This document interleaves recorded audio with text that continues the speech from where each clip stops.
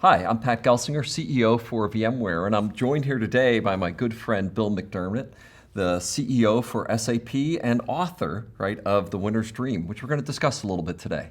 Bill and I got to know each other most of a decade ago when we first got interacted with each other through business, through EMC, and now through our VMware SAP partnership.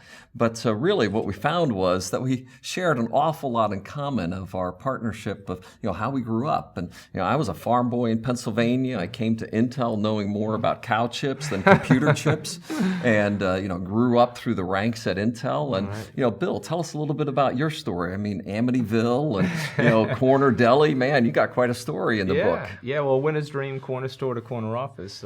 Like you, Pat, worked hard as a kid and traded in 3 part-time jobs for one delicatessen business at 16 years old. 16 years old. I just love that, your own business. So. Yeah, and well, someone was crazy enough to loan me a little bit of money. I got it for $5,500 in notes, and they basically said, you pay me back $7,000 with interest in 1 year, and it's your store, and you don't, I take everything you put into it. So it created a sense of urgency in me. Yeah, sure did, Bill. And I just, so many parallels. Amityville, and as you sort of grew up through the ranks at Xerox, and I was at Intel, and growing up through the ranks, and the mentors and the influence in your life. Maybe a story or two from those. Well, I think the first one is the first job. I remember going into New York City. I lived in a house in Amityville, Long Island. It was a 1,100 square foot house, and we were right on a canal.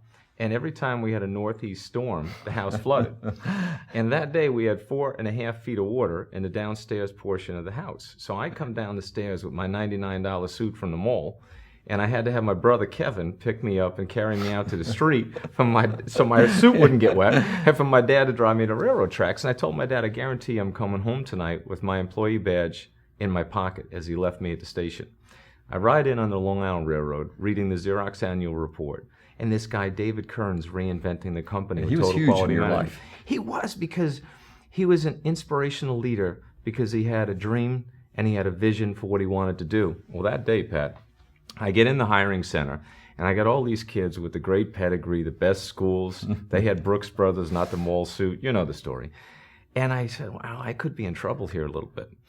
And then I resorted to what I know best, which is just starting a conversation. And I asked them what they were there for. And they would all say, well, I'm interviewing with IBM or Burroughs or Morgan Stanley or Goldman Sachs. And I knew exactly why I was there. I was there for my dream job. And what I realized is I wanted it more. More than any of them. Absolutely. And I knew that.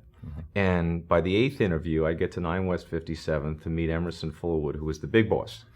On the 38th floor overlooking Central Park, I'm like looking out the window, and I knew that was my moment, that my whole life would change one way or another if I got that job right then.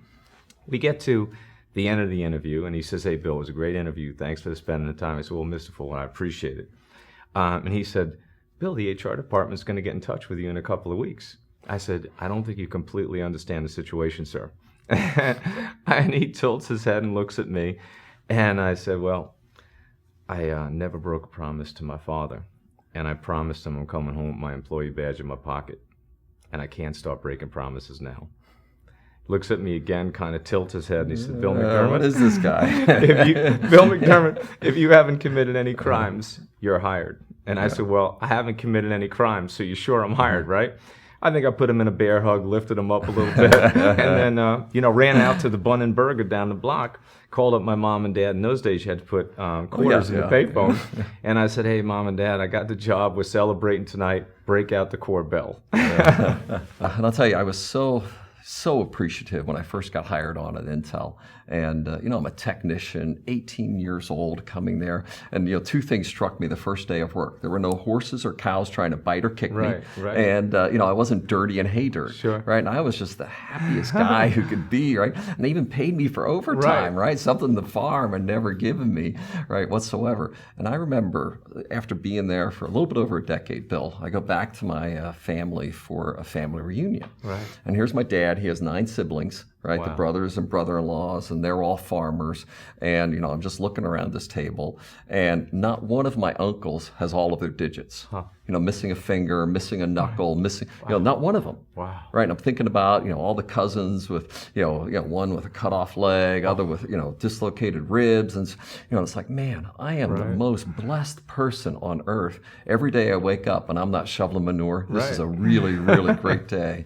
And as I meet with my leadership team, I'm just so thrilled to think about that I can be here leading such a great team and such a great industry, and just from such, a farm boy to being in the position I'm in, I'm the most blessed person on earth for the opportunity I have. And your background is so similar as well, Bill. Yeah, well, it's funny because I remember growing up and taking all those hard jobs, right? Whether it was 10 years old delivering the papers and thinking about how I was going to get the best tip by giving the best service. And then, when I had to hit all those doors, selling cookies in those days, American greeting cards, door to door, was the upsell and the cross sell. Of course, I had no idea those were the terms then. There you go, man. You're learning all that sales skills. Exactly. But then, the first time I got my job at Finest Supermarket, I remember waiting on the line for this new supermarket. I was 15 years old. My mom signed my working papers. And it was a block and a half long. And I get to the end of the line, and I wanted that job so bad. And I saw the guy in the green jacket, and I'm like, he's got to be the boss. So my application was on a big old stack, but I saw that green jacket, and I just walked up to him, and I introduced myself. Mr. Kelly, I'm Bill McDermott. I knew it was Mr. Kelly because it was on the jacket.